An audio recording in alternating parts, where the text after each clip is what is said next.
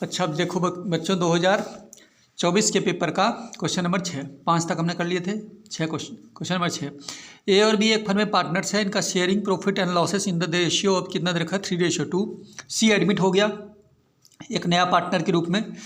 ए surrender कर रहा है, सरेंडर वाला क्वेश्चन है। ए सरेंडर कर रहा है 1/2 एंड बी सरेंडर कर रहा है 1/3। पार्ट ऑफ लिखा है, ऑफ वाले क्वेश्चन को कैसे करते हैं याद है ना, of their share in favour of C, C के फेवर में। तो बोल रहे calculate new profit loss sharing ratio निकालना है। देखो सिंपल ही है,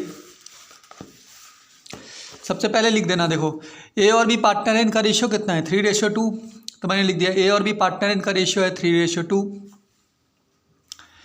उसके बाद नया पार्टनर कौन ज्वाइन कर रहा है, सी, सी आ गया। ए कितना सरेंडर कर रहा है 1/2। ए कितना सरेंडर कर रहा है 1/2। बी कितना सरेंडर कर रहा है, बी सरेंडर कर रहा है बच्चों 1/3। बी सरेंडर कर रहा है 1/3। ऑफ देयर शेयर, ऑफ लिखा है, सरेंडर ऑफ। ऑफ का मतलब क्या होता है बच्चों, मल्टीप्लाई। इसकी मल्टीप्लाई इसमें करनी है, इसकी मल्टीप्लाई इसमें करनी है। ये दोनों सी के फेवर में सरेंडर कर रहे हैं। किसके फेवर में, सी के फेवर में। तो सबसे पहले देखो बच्चों मल्टीप्लाई करेंगे। सबसे पहले लिखोगे ए सरेंडर, ए कितना सरेंडर कर रहा है, तो कैसे निकालोगे। ए के पास कितना शेयर था 3/5, क्योंकि इन दोनों का टोटल 5 होता है। 3/5 ऑफ का मतलब होता है इंटू, तो इंटू करोगे 1/2। 3 1 जा 3, 5 2 जा 10, ठीक है। ऐसे फिर बी का निकालोगे, बी सरेंडर करोगे। बी के पास अपना कितना है बच्चों 2/5, 2/5 तो लिखना 2/5। ऑफ का मतलब इंटू होता है, कितना करोगे 1/3, तो 1/3। 2 1 जा 2 और 5 3 जा 15, कर लिया। इंटू वाला प्रोसेस करने के बाद फिर माइनस वाला प्रोसेस होगा। तो पहले ए का करोगे, ठीक है। ए न्यू शेयर, ए का नया शेयर निकालोगे। ए का नया शेयर निकालने के लिए फिर से लिखो, ए के पास अपना कितना था 3/5, तो लिख दिया मैंने 3/5। माइनस करोगे ये वाला जितना इंटू करके आया था ए का, इसको माइनस करना है। 3/10 है ना, 3/10 को लिखना है, इसमें से माइनस करना है। अब बच्चों देखो बेस को सेम करना होता है, ऐसे तो माइनस होगा नहीं। यहाँ 10 है तो इसको भी, इस 5 को भी हमें क्या बनाना पड़ेगा बच्चों 10। तो किससे इंटू करनी पड़ेगी, बेस को सेम करने के लिए 2 से। ऊपर नीचे दोनों तरफ इंटू होती है, यहाँ इंटू होगी 2 से, तो यहाँ पे भी इंटू करनी पड़ेगी तुम्हें। तो यहाँ से इंटू करा मैंने 2 की, तो ये हो गया 6। यहाँ से 2 की इंटू करा तो ये हो गया 10। तो ये हो गया बच्चों 6/10, माइनस का माइनस 3/10। 6 में से 3 गए, कितना बच गया 3/10 बच गया इसके पास।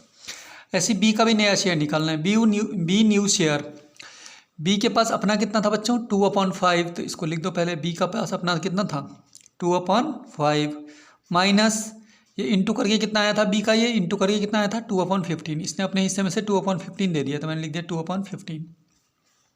भाई यहाँ पे 15 है, फिर इसको भी 15 बनाना पड़ेगा, तो इस बार तो 3 से मल्टीप्लाई करनी पड़ेगी ऊपर नीचे।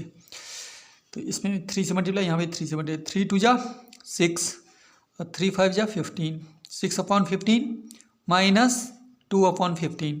6 में से 2 घटे, कितने बचे 4/15, ठीक है।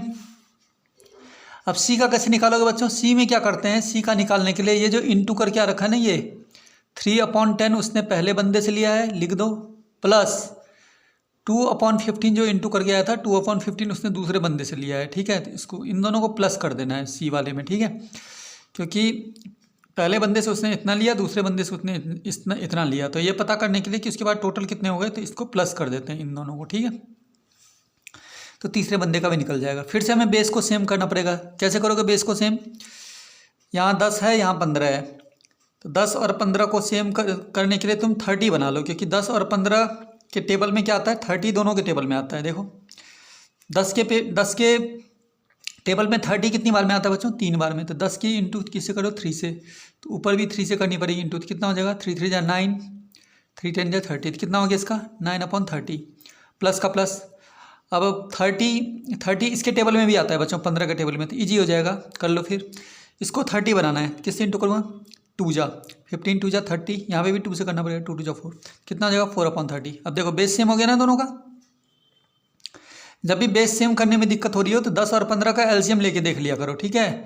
एलसीएम लेके मैंने देखा रफ में, तो कितना आ रहा था 30, तो इसको भी 30 बना लिया, इसको भी 30 बना लिया। बेस सेम करना होगा तभी प्लस या माइनस होगा ऊपर, ठीक है। जब तक बेस सेम नहीं होंगे तो नहीं होगा कुछ। तो 30 30 तो एलसीएम हो गया, फिर 9 और 4 को ऐड कर लिया, कितने हो गए 13/30। अब हमें तीनों बंदों का रेशियो लिखना है, नया रेशियो। तो देखो ए का कितना आंसर आया था, ये हमारा 3/10, तो ये लिख दिया मैंने 3/10। बी का कितना आंसर आया था 4/15, तो मैंने लिख दिया बी का लिख दिया 4/15। सी का कितना आंसर आया 13/30, 13/30। तो आंसर लिखने से पहले देखो भाई यहाँ पे 30 है ना, तो इसके बेस को भी 30 बनाना पड़ेगा, इसके बेस को भी 30 बनाना पड़ेगा। सबके बेस में 30 होगा तभी हम ऊपर वाले आंसर लिख सकते हैं। तो यहाँ तो 30 है ही, तो इसको 30 बनाने के लिए किससे इंटू कर दिया मैंने 2 से, ऊपर भी फिर 2 से इंटू करनी पड़ेगी। 2 4 जा 8/30। और इसको 30 बनाने के लिए बच्चों किससे इंटू करना पड़ेगा 3 से, इसको भी फिर 3 से करना पड़ेगा। 3 3 जा 9, 3 10 जा 30। अब देखो सबके बेस में 30 हो गया ना, इसके बेस में भी 30 है, इसके बेस में भी 30 है, इसके बेस में भी 30 है। तो बोल रहे हैं तीनों का न्यू प्रॉफिट शेयरिंग रेशियो बताओ, कितना आ गया न्यू प्रॉफिट शेयरिंग रेशियो 9:8:13। तो आंसर लिख देना, न्यू रेशियो आ गया तीनों का 9:8:13। ठीक है, अगले क्वेश्चन पे चलते हैं। अगला क्वेश्चन बोल रहा है वो, in the absence of partnership deed what are the rules relating to. अगर पार्टनरशिप डीड अब्सेंट है तो प्रॉफिट शेयरिंग रेशियो कैसे बांटते हैं, क्या होगा इसका आंसर, इक्वल बांटते हैं। क्या बांटते हैं, इक्वल, बताया था मैंने। इंटरेस्ट ऑन कैपिटल देते हैं नहीं देते हैं, नॉट वैलिड। ठीक है, इंटरेस्ट ऑन कैपिटल पे कोई इंटरेस्ट नहीं देते हैं। मैंने बोला भी था कि डीड जब अब्सेंट होता है, जब डीड नहीं बनती है, तो इंटरेस्ट एक ही चीज़ पे दिया जाता है, वो होता है लोन। वो भी कितना परसेंट दिया जाता है 6%। कैपिटल पे पूछेंगे दिया जाता है कि नहीं दिया जाता है, तो लिख देना नहीं दिया जाता। ड्राइंग पे पूछेंगे कि ड्राइंग पे दिया जाता है इस कंडीशन में इंटरेस्ट, बोलना ड्राइंग पे भी नहीं दिया जाता। अब्सेंस की कंडीशन में सिर्फ एक ही चीज़ पे इंटरेस्ट दिया जाता है, वो क्या चीज़ होता है, लोन। वो भी कितना परसेंट, 6%। तो क्या पूछ रहे हैं वो, कैपिटल पे इंटरेस्ट दिया जाता है, क्या बोलोगे, नॉट वैलिड, नहीं है, वैलिड नहीं है ये। ठीक है, और प्रॉफिट लॉस कैसे बांटेंगे, इक्वल। इसका आंसर होगा इक्वल, इसका आंसर होगा नॉट वैलिड। ठीक है, अगर लोन पे पूछा होता कि लोन पे बताओ कितना परसेंट देते, तो कितना आंसर होता 6%। लोन पे 6% देते हैं। ठीक है, बाकी कैपिटल पे पूछेंगे, ड्राइंग पे पूछेंगे, तो उन पे तो कोई इंटरेस्ट नहीं दिया जाता अब्सेंस की कंडीशन में। ठीक है, तो नॉट वैलिड आ जाएगा इसका, कोई वैलिड नहीं, ये वैलिडिटी नहीं है, इनवैलिड है ये। और इसका आंसर क्या हो जाएगा, इक्वल। ठीक है, अच्छा अब ये क्वेश्चन आ गया है, ओवर सब्सक्रिप्शन और अंडर सब्सक्रिप्शन में अंतर बताओ। ठीक है बच्चों, हमने शेयर वाले चैप्टर में पढ़ा था कि जब कंपनी के पास मान लो एक कंपनी के पास 1000 शेयर हैं, कितने शेयर हैं बेचने के लिए, 1000 शेयर हैं, और एप्लीकेशन कितनी आ गई, रिसीव कितनी कर ली कंपनी ने, एप्लीकेशन रिसीव हो गई कितने शेयर के लिए, 900 शेयर के लिए। 900 शेयर के लिए बंदे आ गए कि हमें 900 शेयर खरीदने हैं, और शेयर कितने इनके पास 1000, तो बंदे कितने आए एप्लीकेशन लेके 900 के लिए। ऐसी कंडीशन को अंडर सब्सक्रिप्शन बोलते हैं, जिसमें इशू शेयर के कंपेयर में एप्लीकेशन कम आती है, तो अंडर सब्सक्रिप्शन हो गया। अब दूसरा कंडीशन देखते हैं, ओवर सब्सक्रिप्शन। यदि इशू शेयर है कंपनी के पास 1000 और एप्लीकेशन रिसीव कर ली लोगों से, कंपनी ने एप्लीकेशन लेके आ गए लोग 1100 शेयर के लिए आ गए कि मुझे 1100 शेयर खरीदने हैं। कितने लोग आ गए एप्लीकेशन लेके, 1100, तो ज़्यादा आ गई ना एप्लीकेशन, इस कंडीशन को ओवर सब्सक्रिप्शन बोलते हैं। तो क्या लिखोगे पहला अंतर, जब कंपनी के पास इशू वाले शेयर से कम एप्लीकेशन आती है तो अंडर सब्सक्रिप्शन, जब कंपनी के पास इशू वाले शेयर से ज़्यादा एप्लीकेशन आ जाती है तो ओवर सब्सक्रिप्शन। दूसरा अंतर, अंडर सब्सक्रिप्शन में सारे एप्लीकेशन एक्सेप्ट कर लेती है कंपनी, क्योंकि शेयर तो काफ़ी होते हैं उनके पास, उस हिसाब से एप्लीकेशन कम आती है, तो सारे ही एप्लीकेशन को क्या कर लेती है बच्चों, एक्सेप्ट कर लेती है। पर लिखना ओवर सब्सक्रिप्शन की कंडीशन में सारे एप्लीकेशन कंपनी एक्सेप्ट नहीं करती है, क्योंकि उनके पास शेयर कम होते हैं और एप्लीकेशन आती है ज़्यादा, तो सारी एप्लीकेशन एक्सेप्ट नहीं करती है, इसमें से कुछ एप्लीकेशन कंपनी रिजेक्ट कर देती है। ठीक है, तो क्या लिखोगे, अंडर सब्सक्रिप्शन में सारे एप्लीकेशन कंपनी के द्वारा एक्सेप्ट कर ली जाती है, पर ओवर सब्सक्रिप्शन की कंडीशन में सारे एप्लीकेशन कंपनी के द्वारा एक्सेप्ट नहीं की जाती है, उसमें से कुछ एप्लीकेशन रिजेक्ट कर दी जाती है। तो इस तरह से डिफरेंसेस तुम्हें पता होना चाहिए। अच्छा, स्वेट समता अंश से आप क्या समझते हैं, what is meant by the sweat equity share. Sweat equity share देखो क्या होता है बच्चों, स्वेट इक्विटी शेयर का मतलब होता है जैसे कंपनी ने कोई प्रॉपर्टी खरीदी, ठीक है, जैसे कंपनी को कोई मशीन चाहिए कंपनी को, तो कंपनी ने मशीन खरीद ली और बदले में शेयर दे दिए, ठीक है, बदले में क्या दे दिए, शेयर दे दिए। वैसे तो कंपनी क्या करती है, जब शेयर बेचती है तो बदले में क्या लेती है बच्चों, पैसे लेती है ना। लेकिन स्वेट इक्विटी शेयर में क्या होता है कि स्वेट इक्विटी शेयर में कंपनी ने शेयर बेचे, शेयर बेच मशीन खरीदी और बदले में शेयर दे दिए, ठीक है, मतलब पैसों की बात नहीं होगी यहाँ पे, कोई सामान लिया बदले में शेयर दे दिए, ज़मीन खरीदी बदले में शेयर दे दिए, ठीक है। तो इस तरह का जो लेन देन होता है उसे स्वेट इक्विटी शेयर बोलते हैं। इसमें मतलब कंपनी क्या करती है, पैसों के बदले में नहीं देती है शेयर, कोई सामान लेती है बदले में शेयर देती है, जैसे मशीन ले ली बदले में शेयर दे दिया, ज़मीन ले ली बदले में शेयर दे दिया, बिल्डिंग ले ली किसी से बदले में शेयर दे दिया, ठीक है।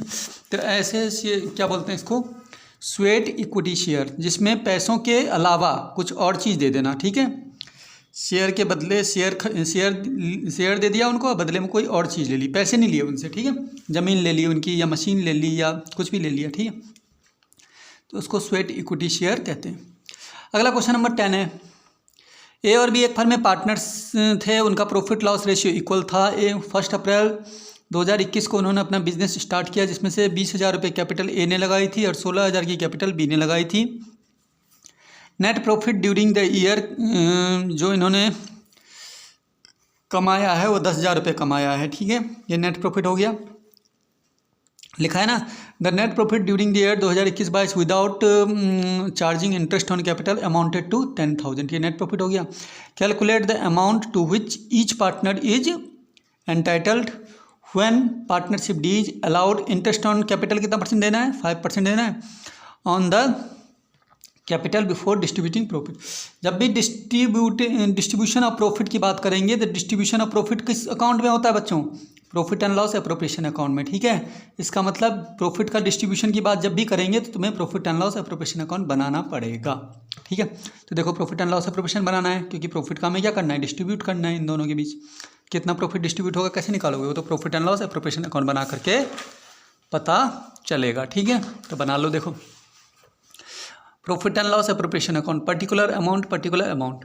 सबसे पहले बच्चों ये देखेंगे कि नेट प्रॉफिट कितना कमाया है, ये लिखा हुआ है the net profit during the year 2020-21 before charging interest on capital amounted to 10,000, ठीक है। तो नेट प्रॉफिट कमाया है इन्होंने 10,000, मैंने लिख दिया बाय नेट प्रॉफिट 10,000, ठीक है।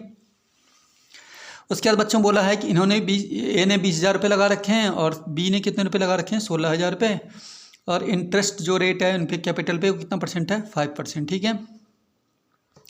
तो 5% के हिसाब से इंटरेस्ट निकाल लो। टू इंटरेस्ट ऑन कैपिटल यहाँ निकालते हैं, 20,000 का 5% निकालोगे कितना आएगा, 1,000 रुपये, और 16,000 का 5% निकालोगे तो कितना आएगा बच्चों, 800 रुपये। इन दोनों को प्लस करके लिख लो, 1,000 रुपये इसके, 800 रुपये इसके, टोटल इंटरेस्ट कितना हो गया बच्चों, 1,800 रुपये। और तो क्वेश्चन में कुछ है नहीं, टोटल कर लो यहाँ का 10,000, यही 10,000 यहाँ लिख देना, इस 10,000 में से 1,800 घटा देना, तो इस 10,000 में से 1,800 घटा दोगे तो 2 डिविजिबल प्रॉफिट कितना आ जाएगा बच्चों, 8,200। अभी इस 8,200 रुपये के प्रॉफिट को ए और बी आपस में डिस्ट्रीब्यूट कर लेंगे, ठीक है। अब डिस्ट्रीब्यूट किस रेशियो में करेंगे, उसका तो रेशियो कहीं दे नहीं रखा है क्वेश्चन में, ठीक है। तो आधा आधा कर लेंगे, हाफ हाफ, ठीक है, हाफ हाफ कर लेंगे। वैसे भी इक्वली लिखा हुआ है इक्वली करो, हाफ हाफ, ठीक है। तो इसका मतलब 8,200 का आधा कितना होता है, 4,100, 4,100 इसको मिल जाएंगे और 8,200 में से 4,100 इसको मिल जाएंगे, हो गया ये अकाउंट भी, ठीक है। अगले क्वेश्चन पे चलते हैं, ये क्वेश्चन नंबर था 10, ठीक है। अगला क्वेश्चन देखते हैं क्या है अब हमारे पास। क्वेश्चन नंबर है बच्चों 11 बोल रखा है ABC एक फर्म में पार्टनर्स थे, इनका प्रॉफिट लॉस इक्वली था बांटने का। देयर कैपिटल ए ने लगा रखी है बिजनेस में 80,000, बी ने लगा रखी है 60,000 और सी ने लगा रखी है 40,000 रुपये बिजनेस में कैपिटल, ठीक है। Partnership deed interest on capital कितना परसेंट देना है बच्चों, 10% देना है annually. Interest on capital was not provided, not provided लिखा है, देखो गलती हो गई, प्रोवाइड नहीं करा इन्होंने, प्रोवाइड नहीं करा या ओमिटेड हो गया या इग्नोर कर दिया या नॉट क्रेडिट कर दिया, ऐसा कुछ लिखा हो तो इसका मतलब गलती हो जाना होता है, कुछ ना कुछ मिस्टेक हो गई है इनसे, ये इंटरेस्ट देना भूल गए हैं। इंटरेस्ट देना भूल गए हैं तो कौन सा क्वेश्चन हो गया, ये पास्ट एडजस्टमेंट का क्वेश्चन हो गया। किसका हो गया, पास्ट एडजस्टमेंट का। और प्रॉफिट जो कमाया है इन्होंने 90,000 रुपये का कमाया है, तो इन्होंने बोला नेसेसरी एडजस्टमेंट एंट्री बताओ अब कैसी बनेगी इसकी एडजस्टमेंट एंट्री। इंटरेस्ट इन्होंने दिया नहीं है बच्चों, ये प्रॉफिट है ना, 90,000 का, इसको इग्नोर कर देंगे हम, इसको कहीं नहीं लेंगे हम। बस हमारी गलती किस में हुई है, इंटरेस्ट लगाने में, ठीक है। इंटरेस्ट 10% देना था पर वो नहीं दे पाए, ठीक है। बाद में पता चला अरे इंटरेस्ट भी तो देना था, हम देना भूल गए, ठीक है, नहीं दिया उन्होंने। तो बोल रहे हैं इसकी एडजस्टमेंट किस तरह से होगी, ठीक है। तो एडजस्टमेंट एंट्री किस तरह से होगी, कैसे बताया था मैंने, इंटरेस्ट ऑन कैपिटल देना भूल गए, ठीक है। अब बताओ यहाँ पे मैं यहाँ पे तुम्हें समझा रहा हूँ। वैसे profit and loss appropriation account बनता नहीं है, फिर भी तुम क्या करना, अगर तुम्हें दिक्कत होगी ना एडजस्टमेंट वाले क्वेश्चन को करने में, तुम बना देना ऐसे बना देना। देखो प्रॉफिट एंड लॉस एप्रोप्रिएशन अगर नॉर्मली हम बनाते हैं ऐसे बनता है हमारा बच्चों। इंटरेस्ट ऑन कैपिटल कितना % देना भूल गए हो, क्या लिखा है, इंटरेस्ट ऑन कैपिटल देना भूल गए हो, कितना %, 10%, ठीक है, देना था, नॉट प्रोवाइडेड, नहीं दिया उन्होंने। तो इसका भी 10% निकालो, इसका भी 10% निकालो, इसका भी 10% निकालो। ABC 3 बंदे। इंटरेस्ट ऑन कैपिटल किधर निकालते हैं, इधर निकालते हैं। तो मैं निकालता हूँ, देखो इंटरेस्ट ऑन कैपिटल ए का निकालूंगा 80,000 का 10%, कितना %, 80,000 का 10% निकालूंगा, कितना आएगा बच्चों, 8,000। दूसरा कितना है, 80 60, कितना है इनका, 80 60 और 40, ठीक है। बी का निकालोगे तुम तो 60,000 का अगर 10% निकालोगे तो बी का इंटरेस्ट कितना निकलेगा बच्चों, 6,000। सी का अगर निकालोगे तो 40,000 है, 40,000 का अगर 10% इंटरेस्ट निकालोगे तो आएगा 4,000, ठीक है। अब ये इंटरेस्ट देना ये भूल गए थे, तो इसी को हमें सुधारना है, करेक्ट करना है, ठीक है। अब बच्चों क्वेश्चन में प्रॉफिट भी दे रखा 90,000 रुपये का, ठीक है। तो 90,000 रुपये का जो प्रॉफिट दे रखा नहीं, ये वाला, ये जो 90,000 रुपये का प्रॉफिट दे रखा, इसको इग्नोर कर दो, क्योंकि इसमें तो कोई गलती नहीं हुई है। गलती हुई है इंटरेस्ट निकालने में, तो सिर्फ हम इंटरेस्ट को देखते हैं, ठीक है। जिस चीज़ में गलती होती है हम उसी को लेते हैं। तो इन सबको हमें देना पड़ेगा, तो सारा लॉस हो जाएगा हमें। कितने का लॉस हो जाएगा, 8 8 से 14, 14 और 4 18, 18,000 का बच्चों क्या हो जाएगा हमारा लॉस। इधर लॉस लिख देना, 18,000 का लॉस हो जाएगा। अब इस 18,000 के लॉस को ए बी और सी आपस में क्या कर लेंगे, बांट लेंगे। इक्वल बोला है तो कैसे 6,000, ठीक है, इस तरह से बांट लेंगे। नॉर्मली क्वेश्चन ऐसा होना था, लेकिन क्वेश्चन में कहा है कि ये चीज़ें ये वो दिया नहीं उन्होंने, तो दिया नहीं तो क्वेश्चन में लॉस हो गया ना इतने का। इसको एडजस्टमेंट कैसे करते हैं बच्चों, जो उल्टा कर देते हैं। जो इधर वाली चीज़ें होती हैं ना उनके आगे बच्चों डेबिट लिख के एडजस्ट कर देते हैं, जो इधर वाली चीज़ें होती हैं ना उनको आगे हम क्रेडिट लिख के एडजस्ट कर देते हैं, उल्टा कर देते हैं। इधर की चीज़ों को क्या आगे डेबिट लिख देते हैं और इधर की चीज़ों के आगे क्रेडिट लिख के एडजस्ट कर देते हैं। तो देखो सबसे पहले मैं क्या लिखूंगा, इंटरेस्ट ऑन कैपिटल कितना, 8,000 6,000 4,000, आगे मैं लिख दूंगा क्रेडिट, ठीक है। तो देखो बच्चों मैंने करा है। इसके लिए बनाना तुम एडजस्टमेंट टेबल के लिए यहाँ बना देना पर्टिकुलर का कॉलम, यहाँ बना देना एक डेबिट और क्रेडिट का कॉलम, ठीक है। और जितने बंदे होंगे उतने कॉलम, बंदे कितने हैं 3, ए बी और सी, तो ए बी और सी का कॉलम बना देना। सबसे पहले लिखता हूँ मैं इंटरेस्ट ऑन कैपिटल, ठीक है। क्या लिखना है, इंटरेस्ट ऑन कैपिटल। आगे में क्या लिखना है बच्चों, क्रेडिट, क्योंकि इधर की चीज़ों के लिए क्या बोला मैंने, क्रेडिट। कितना लिखना है, 8,000 रुपये, 6,000 रुपये, 4,000 रुपये। देखो मैंने लिख दिया क्रेडिट 8,000 रुपये, 6,000 रुपये, 4,000 रुपये, ठीक है। उसके बाद इधर आ जाओ, इधर की चीज़ें क्या है बच्चों, लॉस के आगे क्या लिखना है बच्चों, डेबिट। कितना है, 6,000 रुपये, 6,000 रुपये, 6,000 रुपये, ये लिखा मैंने लॉस के आगे डेबिट लिख दिया, 6,000 रुपये, 6,000 रुपये, 6,000 रुपये। उसके बाद बच्चों कंपेयर कर लो, देखो इस बंदे के क्रेडिट में 8,000 है और डेबिट में 6,000 है, किस में ज़्यादा है, इसके क्रेडिट में ज़्यादा है ना। इसके 8,000 में से 6,000 घटा लो, क्रेडिट में ज़्यादा है ना इसके 2,000, तो लिख देना इसके क्रेडिट में ज़्यादा है 2,000। इस बंदे की बात करते हैं, इसके क्रेडिट में भी 6,000 है और डेबिट में भी 6,000 है, तो 6,000 में से 6,000 गए, 0 आ गया, तो नील आ गया। इस बंदे चेक करते हैं, इसके क्रेडिट में 4,000 हैं और डेबिट में बच्चों 6,000 है, इसके तो डेबिट में ज़्यादा है, 6,000 में से 4,000 घटा दो, इसके डेबिट में ज़्यादा है 2,000 रुपये। तो बच्चे आप क्वेश्चन में बोल रहे हैं कि इसकी एंट्रीज किस तरह से बनेगी। ये बंदा डेबिट हो जाएगा 2,000 से, ये बंदा क्रेडिट हो जाएगा 2,000 से। तो बच्चों जनरल एंट्री बनाने के लिए हमें क्या करना पड़ेगा, जनरल एंट्री का कॉलम कैसे बनता है, डेट, पर्टिकुलर, LF, डेबिट और क्रेडिट। तो सी वाले को डेबिट करना है ना, कैसे बनेगी, सीज कैपिटल अकाउंट डेबिट 2,000 से, और ए को क्या लिखना है, क्रेडिट में, क्रेडिट नीचे आता है 2 में, 2 एज कैपिटल अकाउंट 2,000 रुपये, ठीक है। Being interest on capital adjusted, इस तरह से तुम्हें एडजस्टमेंट एंट्री बना के बतानी थी। सी को डेबिट करना था, ठीक है, सीज कैपिटल अकाउंट डेबिट ये क्रेडिट है, क्रेडिट को टू में लिखते हैं, टू एज कैपिटल अकाउंट, तो ऐसे लिख दिया C's capital account debit to A's capital account 2000 हो गया। अगला क्वेश्चन चलते हैं हम अगला क्वेश्चन है क्वेश्चन नंबर 12। 1 अप्रैल 2022 को Ram was a holder of 500 share. Ram के पास 500 शेयर थे, 10 रुपये का एक शेयर था सत्यम लिमिटेड के पास, जिसने पे करे थे सिर्फ 4 रुपये पर शेयर ऑन, जिसने 4 रुपये पर शेयर ही दिए थे उसने, ठीक है। 10 रुपये के शेयर में से कितने रुपए पे करे थे उसने? सिर्फ 4 रुपये पे कर दिए थे उसने। पर क्वेश्चन में बोल रखा है कि डायरेक्टर ने ये पता करा कि उसने पे नहीं करे थे, कौन कौन से पैसे नहीं दिए थे। नॉन पेमेंट मतलब पैसे नहीं दिए थे फर्स्ट कॉल के और फाइनल कॉल के। फर्स्ट कॉल के 2 रुपये और फाइनल कॉल के 4 रुपये उसने पैसे नहीं दिए थे। ऑन 1 मई 2022 को दीज शेयर वर री इशूड, 4500 में उसे री इशूड कर लिया, ठीक है। पहले इनका डायरेक्टर ने उनके शेयर को बच्चों ये कर लिया फोरफिटेड कर लिया था ना, जब्त कर लिया। क्यों जब्त किया? क्योंकि लिखा है कि फर्स्ट कॉल और फाइनल कॉल वाले पैसे 2 रुपये और 4 रुपये उसने नहीं दिए थे, ठीक है। तो कंपनी ने उनके शेयर को क्या कर लिया? फोरफिटेड।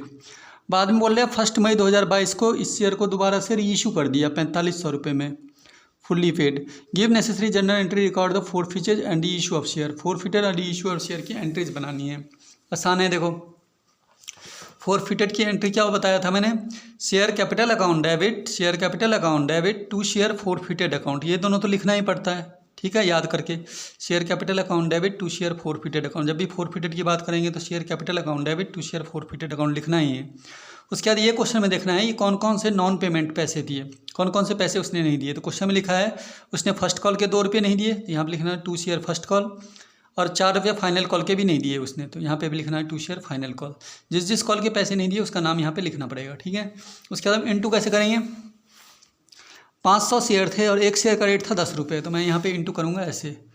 500 शेयर थे और एक शेयर का रेट था 10 रुपये, कितने हो गए बच्चे यहाँ पे? 5000। अब यहाँ पे कैसे इंटू करूँगा? फर्स्ट कॉल में 500 शेयर थे, फर्स्ट कॉल का रेट था 2 के हिसाब से जो पैसे नहीं दिए थे उसने, और 500 शेयर थे, फाइनल कॉल का रेट था 4 के हिसाब से जो उसने पैसे नहीं दिए थे। तो 500 शेयर थे 2 के हिसाब से फर्स्ट कॉल में नहीं दिए थे, कितने रुपए नहीं दिए? 1000 रुपये नहीं दिए। और 500 शेयर पे 4 रुपये के हिसाब से फाइनल कॉल में पैसे नहीं दिए थे, कितने रुपये नहीं दिए? 2000 रुपये नहीं दिए। मुझे ये वाली वैल्यू निकालनी है, ये वाली निकल जाएगी। टोटल 5000 में से ये 3000 रुपये घटा दो, 1000 इसके 2000 इसके 3000 रुपये घटा दो, तो 5000 में से ये 3000 घटा दोगे तो ये वाली वैल्यू तो अपने आप निकल जाएगी 2000, ठीक है। उसके बाद क्वेश्चन ने बोला है कि इसको दोबारा बेच दिया है, कितने रुपए में बेच दिया इस शेयर को? रीइशू कितने में कर दिया? 4500 रुपये में। रीइशू वाली एंट्री याद रखना है। Bank account debit, share forfeited account debit to share capital account. अब यहाँ पे देखो जो शेयर कैपिटल 5000 रुपये ऊपर किया था हमने, यहाँ डेबिट किया था इस एंट्री में, वो शेयर कैपिटल अब नीचे आ गया है यहाँ पे, यानी ये 5000 रुपये डेबिट में नहीं लिख के दूसरी बार में 5000 रुपये क्रेडिट में लिखना है इस एंट्री में, ठीक है। इसका मतलब होता है कि शेयर कैपिटल की ओरिजिनल वैल्यू कितनी थी, कितने में बिकना था वो? 5000 में। तो उसको यहाँ पे कर देना है 5000 रुपये, यहाँ लिखना 5000 रुपये में बिकना था। शेयर कैपिटल कितने की थी? 5000 की, ठीक है। 5000 में बिकना था, पर कंपनी के बैंक अकाउंट में जो पैसे आएंगे कितने में बेच दिया उसने? क्वेश्चन में लिखा है 5000 में नहीं बेचा, इसको री इशू कर दिया 4500 रुपये में। तो कंपनी के बैंक अकाउंट में ये 5000 की चीज़ के बदले कितने रुपए आएंगे? सिर्फ 4500 रुपये। तो बैंक अकाउंट में लिख देना 4500 रुपये। तो 5000 की चीज़ को 4500 में बेच दिया, घाटा कितने का हो गया बच्चों? 500 रुपये का। तो ये एंट्री होती है फोरफिटेड री इशू की, याद कर लेना, ठीक है। Bank account debit, share forfeited account debit to share capital account. अब हमें क्या करना है? कैपिटल रिजर्व में ट्रांसफर करनी है। कैपिटल रिजर्व की एंट्री याद कर लो, share forfeited account debit to capital reserve account, ये होती है। रिजर्व कैपिटल रिजर्व में कितनी अमाउंट ट्रांसफर करोगे? तो यहाँ देखो, यहाँ फोरफिटेड में कितना है?